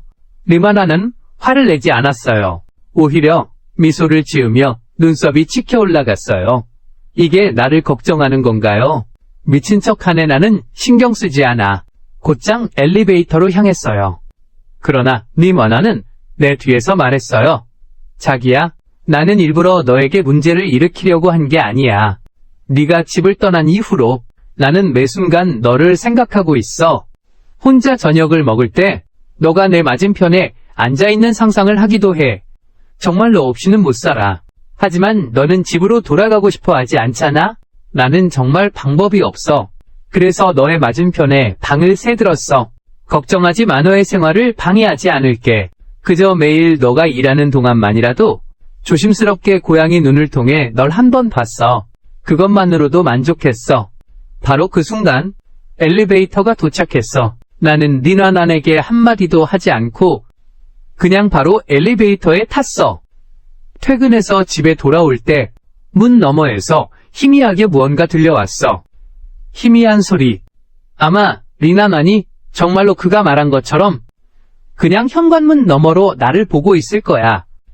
예상대로 내가 방금 들어갔는데 리나난이 메시지를 보냈어. 여보, 너의 구두가 더러워졌어. 내일 아침에 닦는 거 잊지 마. 나는 신경 쓸 겨를이 없었다. 바로 컴퓨터를 켜서 프로젝트 마지막 준비를 했다. BA 루가 프로젝트 인도일이었다. 나는 일부러 깔끔한 정장을 입었다. 구두도 반짝반짝 닦았다. 머리도 스타일리스트에게 맡겨서 정돈했다. 온몸에서 품격이 넘쳤다. 어쨌든 오늘 프로젝트가 너무 중요했으니까 완벽한 프로젝트는 원하지 않아. 내 외모의 작은 디테일 때문에 점수가 깎이는 건 싫어. 바쁠수록 더 일이 꼬이기 마련이야. 나갈 준비를 할 때 택시기사한테 전화가 걸려왔어. 차가 고장 났다고 하더라고. 지금은 출근 시간에 러시아워라. 길거리에는 차를 잡기 힘들어. 버스를 타기 싫어요. 어차피 붐비는 버스는 내 옷을 망칠 테니까요. 그럼 내가 정성 들여 준비한 것도 모두 헛수고가 되겠죠. 옷은 포기하고 엉망이 되든 말든 인상이 나빠지는 것보다 늦는 게 낫겠어요. 몇 번이나 망설이다. 드디어 버스 정류장으로 향하기로 결심했어요. 바로 그때 이만환이 갑자기 차를 몰고 내 앞에 멈췄다. 차에 올라타며 익숙한 소형차를 바라봤다. 한순간 나는 차에 탈지 말지 몰랐다. 이성은 차에 타야 한다고 말했다. 그래야 이미지를 유지하며 프로젝트 보고를 할 수 있으니까. 하지만 감정은 타지 말라고 했다. 왜냐하면 더 이상 이만환과 얽히고 싶지 않기 때문이다. 그에게 은혜를 더 이상 지고 싶지 않아. 그만 고민해. 어서 차에 타. 프로젝트 보고해야 하지 않아? 늦으면 회사에 책임을 지는 게 아니야. 리나난의 말에 갑자기 정신이 번쩍 들었어. 그래, 왜 내 고민 때문에 회사의 중요한 일을 늦춰야 하지. 나는 더 이상 망설이지 않고 차에 올랐다. 하지만 갑자기 이상하다는 생각이 들었다. 나는 의아한 표정으로 리나난을 바라보았다. 너는 어떻게 내가 오늘 프로젝트 보고를 하는지 알았어? 리나난이 신비롭게 웃었다. 왜냐하면 오늘 내 보고를 들으러 가는 거니까. 나는 멍해졌다. 한참 후에야 나는 깨달았다. 혹시 네가 바로 그 사람인가? 리나난은 미소 짓기만 하고 말하지 않았다. 나는 드디어 깨달았다. 왜 협력사, 내게 배정된 담당자가 복구했는지. 그는 내 업무 습관을 속속들이 알고 있었다. 그 사람이 바로 리나난이었다는 것을, 이 사실을 곰곰이 생각해봐야겠다. 나는 점점 더 의아해졌다. 리나난은 원래 내 일에 전혀 관심이 없지 않았나? 어떻게 내 업무 습관을 이렇게 잘 알 수 있지? 그냥 이해가 안 가더라도 생각하기도 귀찮았다. 나는 길에서 시간을 활용해 프로젝트 자료를 한번 정리하려고 했는데 리나난이 갑자기 입을 열었다. 글러브 박스에 우리 회사 자료가 있어요. 거기에는 우리 회사 리더의 견적에 대한 심리 가격이 있어요. 한번 확인해 보세요. 그리고 이 가격에 조금만 더해서 견적을 내세요. 너 미쳤어. 너 자신이 뭔지 알고 있는지 궁금해져서 말이야? 뭐 하고 있어? 회사 견적 최저선을 누설하는 거야? 이건 회사 핵심 비밀을 팔아버리는 거야. 나는 신경 쓰지 않아. 내 예상과는 달리 임완환은 전혀 부끄러워하지 않았고 오히려 당연하다는 듯이 말했다.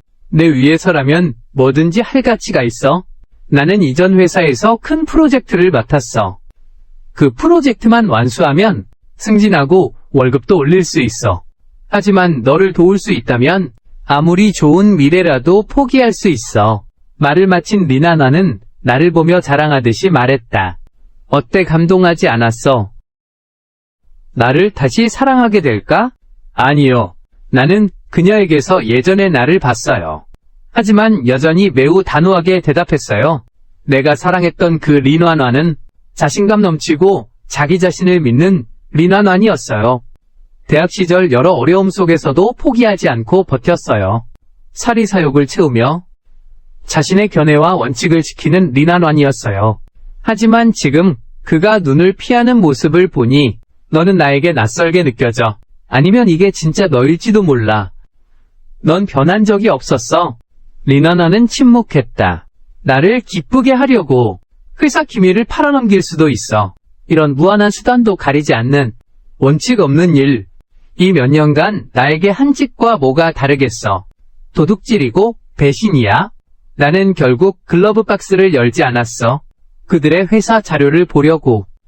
단지 직업 윤리를 지키기 위해서만은 아니야. 내 프로젝트와 견적에 대해 절대적인 자신감이 있기 때문이지. 그때부터 나와 린완완은 가는 내내 한마디도 하지 않았다. 그렇게 우리는 침묵 속에 그의 회사에 도착했다. 예상대로 협력사는 내 뛰어난 디자인을 매우 인정했다. 동시에 내가 제시한 견적도 매우 합리적이었다. 협력사는 내 프로젝트에 매우 만족했다. 첫 번째 협상에서 바로 프로젝트를 우리 회사에 전적으로 맡기기로 결정하다니. 내 상사는 협력사가 이렇게 만족하는 걸 보고 입이 찢어질 듯이 웃었어. 협력사 앞에서 내가 이 프로젝트 책임자가 되겠다고 말했지. 협력사 리더도 매우 기뻐했어. 우리를 회사에 남겨두고 점심을 먹게 했어.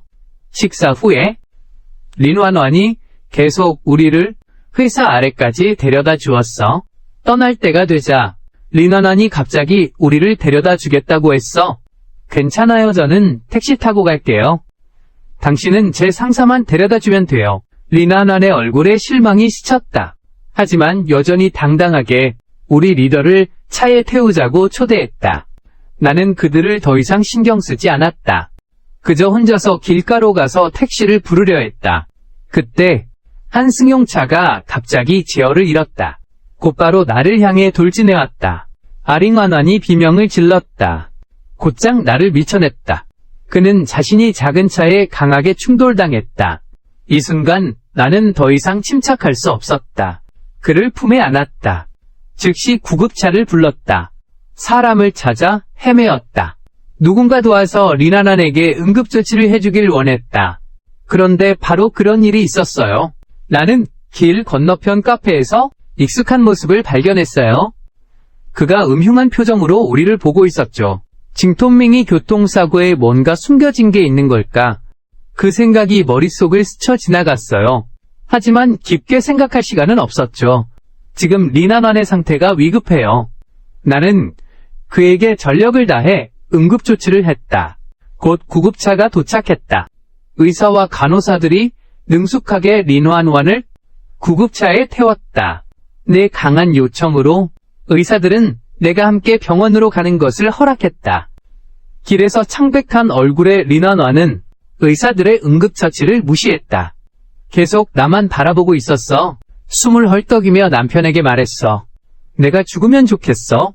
그러면 당신은 더 이상 걱정하지 않아도 되잖아. 내가 계속 당신을 괴롭히지 않을 테니까. 나는 참지 못하고 명령했어. 말하지 마. 체력을 아껴. 하지만 린완완은 마치 내가 한 말을 전혀 듣지 않은 것처럼 계속 혼자 중얼거리고 있어. 나는 정말 바보야. 너가 나한테 그렇게 잘해주는데 나는 계속 무시하고 있었어. 우리 결혼했을 때 얼마나 행복했는지 생각해봐. 너는 내가 재미있는 일을 만나면 나와 나누곤 했어. 매번 나를 웃겨서 정말 즐거웠어. 너가 맛있는 길거리 음식점을 발견할 때마다 항상 나를 데리고 같이 맛보러 가곤 했지. 서로 밥도 먹여주고 서로를 어린애 취급하며 놀리기도 했어. 성도에는 재미있는 곳이 정말 많잖아? 우린 다 다녀본 셈이지. 불과 못된 한년밖에 안 됐는데 우리 사진이 벌써 수천 장이야. 린완완이 우리 지난날을 하나하나 이야기해주고 있어. 이제 와서 그에게 감정이 없어진 것도 왠지 모르게 씁쓸함이 밀려오네. 그래, 예전에 우리 정말 행복했었지. 그때의 나는 그냥 믿었었어. 나는 세상에서 가장 행복한 남자라고. 하지만 정신이 돌아오니 리만안의 목소리가 점점 작아지고 있었어. 마지막에 눈을 감고 기절해버렸다. 그를 보았지만 가슴이 찢어지는 듯한 감정은 없었다. 그저 침묵에 빠졌다. 가는 길에 리나나는 결국 다시 깨어나지 않았다. 병원에 도착했다.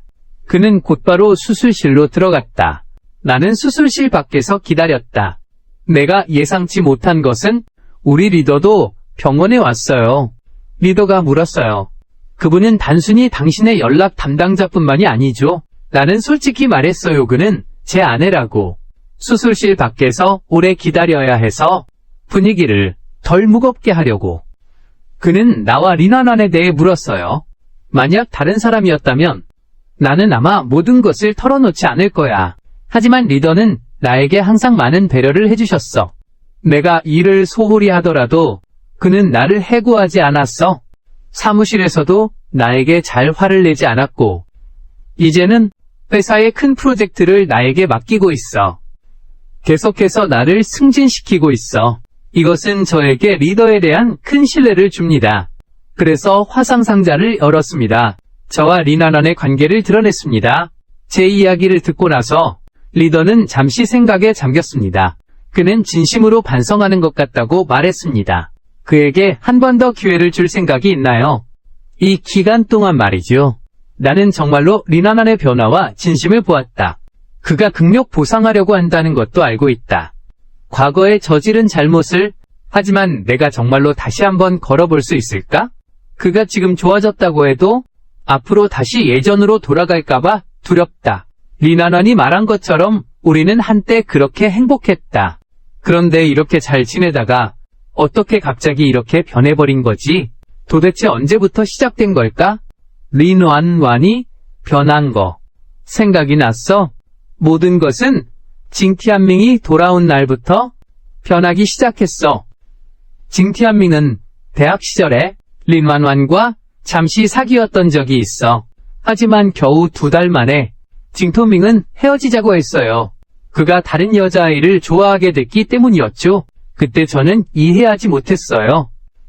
린완완은 정말 예뻤고 능력도 뛰어났으며 성격도 밝았어요. 대학에서 가장 빛나는 스타였거든요. 징토밍의 새 여자친구는 정말 못생겼어. 거만하고 오만해. 징토밍이 눈이 먼 건가? 어떻게 이렇게 뛰어난 린완완을 버릴 수가 있지? 내가 린완완과 쇼핑을 하던 중에 우연히 징토밍과 그의 새 여자친구를 만났어. 벤츠를 타고 시속으로 지나쳐갔어. 그때서야 나는 이해했어. 징토밍은 그 소녀의 배경에 마음을 두었다. 그때 린완완도 나를 보았다. 그의 얼굴에서 고독을 보았다. 나는 린완완이 나와 함께 있지만 마음속으로는 여전히 징토밍을 생각하고 있다는 것을 알았다. 그때의 나는 매우 슬펐다. 하지만 나는 아무 말도 하지 않았다. 왜냐하면 그때는 경천명은 이미 결심했어요. 그의 새 여자친구와 함께 외지로 떠나기로. 하지만 비해 2년 전에는 경천명이 다시 성으로 돌아와서 나와 린완완의 삶에 뛰어들었어요. 린완완에게 온갖 정성을 쏟으며 모든 곳에서 애매한 태도를 보였어요. 그로 인해 린완완은 점점 그에게 빠져들었어요. 하지만 나는 알아. 경천명이 돌아올 거라는 걸. 그의 새 여자친구 때문이야. 가족이 그를 탐탁지 않게 여기고 그를 쫓아냈어. 바로 그때 린완완의 수입도 급증했어. 월급이 10,000원을 넘었어. 경천명은 린완완의 돈을 노리고 있었어. 나는 그것들을 꿰뚫어 볼 수 있어. 단순히 대학 문제 때문만이 아니야. 더군다나 그는 한 번도 린완완에게 돈을 쓴 적이 없어. 그들의 모든 지출은 린완완이 부담했어. 나는 예전에 린완완에게 경고했었어. 그런데 린완완은 내가 마음이 좁다고 말했어. 시간이 지나면서 그는 점점 나에게서 멀어졌어. 지금처럼 될 때까지. 나는 원래 린완완에게 어떤 감정도 흔들리지 않을 줄 알았어. 그런데 지금 린완완이 나를 구하다가 생사가 불명이라니 이미 죽은 내 마음이 살짝 떨렸어. 나는 정말 린완완 없이도 살 수 있어. 커린 완완이 정말 없다면? 아직도 날 구해서 그런 건가? 나는 어떻게 될까? 이 질문은 한 번도 생각해 본 적이 없어. 나는 복잡한 마음으로 수술실을 바라봤어. 바로 그때 의사가 나왔다. 의사는 방금 린완완이 의식을 잃었다고 말했다. 단지 출혈이 너무 많아서입니다. 이제는 위험에서 벗어났습니다. 입원 관찰을 조금만 하면 됩니다. 나는 저도 모르게 안도의 한숨을 내쉬었습니다. 이번 입원에서는 지난번처럼 린완완을 무시하지 않았습니다. 퇴근할 때마다 그를 찾아가 함께 있어줄 것입니다. 과일도 좀 가져갈게요. 그리고 조용히 한쪽에 앉아 있었다. 하지만 내가 병원에 올 때마다 린완완의 눈은 평소보다 더 반짝이는 것 같았다. 이 기간 낮 동안 나도 가만히 있지 않았다. 일하느라 바빴을 뿐만 아니라 경찰서에도 신고하러 갔다. 경찰에 교통사고 진상조사를 요청했다. 결국 경천명은 그냥 동네 양아치일 뿐인데 어떻게 그렇게 우연히 사고 현장에 나타났을까? 게다가 나를 볼 때마다 얼굴에 음침한 기색이 가득했는데 경찰은 신고를 받고 즉시 사건을 접수해 조사에 들어갔다. 다만 이런 사건은 조사하는 데 시간이 좀 걸릴 거라고 했다. 안심하고 기다리라고 했다. 일주일 후에 린완완이 퇴원했어요. 하지만 몸이 아직 약해요. 약하긴 하지만 퇴근해서 그의 집에 가면 그는 이미 저녁을 다 준비해 놓았어요. 내가 그에게 병 걸리면 잘 돌보라고 했어요. 답은 내가 할게. 하지만 결국 낮에는 일하러 가야 하니까 아무리 막아도 린완완은 미리 저녁을 준비했어. 결국 나는 하루 종일 그에게 신경 쓰기 귀찮아서 저녁도 신경 안 썼어. 린완완이 갑자기 퍽 하고 웃으며 웃었어. 내게 네가 아직도 신경 쓰고 있다는 걸 알려줘서 고마워. 나는 그 병자와 논쟁하고 싶지 않아. 집으로 돌아가서 자려고 해. 그런데 바로 이때 집 문이 두드려졌다. 문을 열고 들어온 사람은 경찰이었다. 린완완 씨입니다. 저희와 함께 가주셔야 합니다. 저는 좀 바쁜데요? 린완완을 쳐다보았다. 무슨 일이죠? 린완완이 씁쓸하게 설명하기 시작했다. 그제서야 나는 린완완이 나에게 얼마나 많은 일을 숨겼는지 깨달았다. 그가 아팠던 며칠 동안 징톤밍이 그를 찾아온 적이 있다. 그리고 한 녹음 파일을 들려주었다. 그 녹음은 프로젝트를 본격적으로 논의한 날의 것이다. 린완완이 우리 회사 견적서에 대해 말한 녹음이다. 원래 녹음 전체라면 문제가 없었을 것이다. 하지만 그 녹음은 악의적으로 편집되었다. 내가 린완완을 거절하는 장면이 잘려나갔어. 그때서야 알게 됐지. 징톤밍은 일찍이 린완완 차 안에 도청기를 설치했어. 징톤밍은 그 녹음 파일로 린완완을 협박했고 린완완에게 나와 이혼하라고 강요했어. 그리고 자신과 결혼하라고. 린완완은 동의하지 않았어. 경천명이 분을 참지 못하고 녹음 파일을 그 회사의 상사에게 넘겼다. 상사는 크게 분노했고 바로 이만한을 고소했다. 그래서 지금 경찰이 찾아온 것이다. 나는 경찰에게 설명할 준비를 하고 있다. 어차피 도청 녹음은 원래 불법이니까. 더군다나 나는 아직 이만한 회사의 견적서를 보지 못했어. 설령 임완완이 범죄 의도가 있다 해도 그건 범죄 종결에 해당해. 하지만 내가 말을 꺼내기도 전에 임완완이 바로 경찰 앞에 나타났어. 나를 얕보는 얼굴로 쳐다보면서 여보 설명할 필요 없어. 나도 회사 팔 생각을 한 적이 있었어. 나는 죄인이다. 너와는 어울리지 않아. 이 며칠 너가 돌봐줬어? 나는 다시 며칠 동안 느껴봤어. 결혼 초기의 행복을. 나는 이미 만족해. 내가 감옥에 가기만 하면 너는 완전히 자유로워질 거야. 넌 더 사랑해줄 여자가 돌봐줄 자격이 있어. 나를 잊어버려. 말했잖아. 린완완은 경찰과 함께 집을 떠났어. 그들이 먼저 떠나자 경천명은 바로 뒤따라왔어. 그는 목을 그리는 제스처로 도전했어. 내가 얻지 못하는 건 너도 얻지 못하게 할 거야. 내가 올라가서 한 대 때렸어. 바로 땅에 쓰러뜨렸지. 마음속으로 결심했어. 적어도 린완완은 구하자고. 다음날 아침 일찍 나는 린완완 회사에 갔어. 그의 상사는 내가 온 걸 보고 태도가 매우 불친절했어. 내가 말했지 어떻게 내 마음속 가치보다 낮게 평가할 수 있냐고.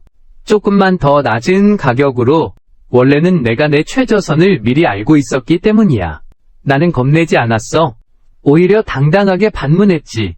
만약 내가 정말 네 마음속 가격을 안다면 왜 네 마음속 가격을 드러내지 않는 거지? 이익을 극대화하려고 오히려 더 낮게 열었어. 나는 처음부터 끝까지 네 마음의 가격을 몰랐어. 나는 계산을 거쳤어. 회사의 이익을 보장하는 전제하에 일부를 양보했어. 우리 회사는 귀사를 전략 고객으로 보고 있어. 그래서 이렇게 제안을 한 거야. 린완안의 상사가 내가 설명한 후 얼굴색이 좀 누그러졌어. 그 린완안 사건을 어떻게 설명할 거야? 그는 내 아내야. 내가 린완안과의 일들을 그의 상사에게 말했어. 또 협상날 차 안에서 일어난 일도 그에게 말했어. 안 씨는 집안의 일은 밖으로 알려선 안 된다고 했지. 이런 일은 잘 모르는 사람에게 털어놓는 건 아니었는데 이제 와서 후회하네. 하지만 지금 린완안은 법적 처벌을 받고 있어. 이제 더 이상 신경 쓸 수 없겠어. 린완안의 리더는 내 말을 듣고 나서 갑자기 깨달았어.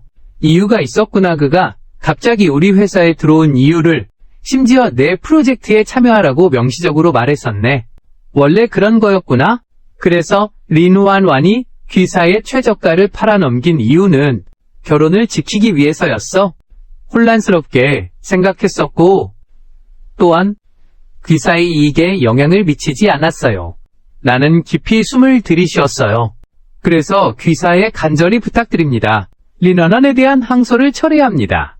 귀사가 린완안을 계속 두고 싶어 하는지는 모르겠습니다. 저는 아무런 의견이 없습니다. 린완안 리더의 대답은 괜찮습니다. 저는 은근히 안도의 한숨을 쉬었습니다. 그가 저에게 웃으며 말했습니다. 이 사건을 겪고 나서 당신을 다르게 보게 되었습니다. 이런 사람에게 프로젝트를 맡기다니 나는 정중하게 인사하며 고맙다고 말했어요. 곧장 자리에서 일어나 떠날 준비를 했어요. 어쨌든 린완안을 도와준 것만으로는 충분하지 않으니까요. 앞으로 더 중요한 일이 남아있어요. 그런데 나갈 때 린완안의 리더가 갑자기 나를 부르더군요. 비록 너희 집안일에 대해선 말하기 어렵지만 그래도 나는 네가 괜찮은 사람이라고 생각해요. 이 일로도 알 수 있어. 너는 아직 린완안을 신경 쓰고 있어. 이혼은 큰일이야. 신중해야 해. 나는 고개를 끄덕였다. 더 이상 말하지 않았다. 곧장 떠났다. 린완안의 회사에서 나와서 나는 경찰서로 직행해 경천명을 신고했다. 죄책이 두 가지입니다. 첫 번째는 린완안의 차에 도청기를 설치한 것입니다. 타인의 사생활을 침해한 혐의입니다. 두 번째는 허위 증거를 만들어 린완안을 모함한 것입니다. 제가 진술을 마쳤을 때 한 경찰관이 갑자기 들어왔습니다. 교통사고 운전자가 이미 자살했습니다. 일주일 전의 교통사고는 실제로 청부살인이었습니다. 서둘러 출동해서 사람을 잡아라. 회사에 양해가 있었다. 린완안은 그날 오후에 석방되었다. 나는 정시에 구치소에 가서 린완안을 빌렸다. 내가 그녀를 보는 순간 린완안의 눈물은 순식간에 흘러내렸다. 하지만 그녀는 한마디도 하지 않았다. 그저 조용히 울고 있었다. 바로 그때 몇 명의 경찰이 경천명을 데리고 구치소로 왔다. 경천명의 예전의 오만함은 사라지고 린완안을 보자 즉시 강아지처럼 꼬리를 흔들며 애원했다. 완안 정말 일부러 너를 다치게 하려던 게 아니었어. 제발 경찰에게 말 좀 해줘. 정말 마음이 약해질 줄 알았는데 하지만 난 몰랐어. 그가 경천명에게 한마디도 하지 않고 바로 내 손을 잡을 줄은. 여보, 우리가 떠난 건 다 네 탓이야. 네가 아니었다면 어떻게 완안을 얻을 수 있었겠어? 넌 진짜 쓰레기야. 경천명 완전히 제정신이 아니었어. 그가 힘겹게 나를 때리려고 했다. 하지만 두 명의 경찰관에게 강하게 제압당했다. 조용히 해살인 청부는 무인년부터 시작이야. 너는 죄가 너무 가볍다고 생각하니 아직 사람을 때리려고. 이 말을 듣자 천명은 마치 바람이 빠진 풍선처럼 되었다. 땅에 쓰러졌다. 차에 타려 할 때 린완안이 갑자기 입을 열었다. 여보, 당신이 나를 위해 이렇게 많은 걸 했잖아. 마음속에 분명 나도 있을 거야. 그렇지 당신이 한때 말했잖아. 결혼은 사랑과 다르다고. 결혼은 단순히 사랑의 감정만은 아니라고. 더욱 책임감이 생겼어요. 감옥에 있는 이 며칠 동안 당신과 함께했던 날들을 곱씹어봤어요. 예전에는 전혀 책임감이 없었음을 깨달았어요. 아내로서의 책임을 다하지 못했어요. 이제는 당신이 처음 했던 말을 완전히 이해하게 되었어요. 진심으로 좋은 아내가 되고 싶어요. 나에게 다시 한번 기회를 줄래? 좋아요와 구독 부탁해요. 세상은 정말 아름다워. 다음 생에는 다시 오지 않을 거야. 제발 인간 세상이 가치 있다는 걸 느끼게 해줘.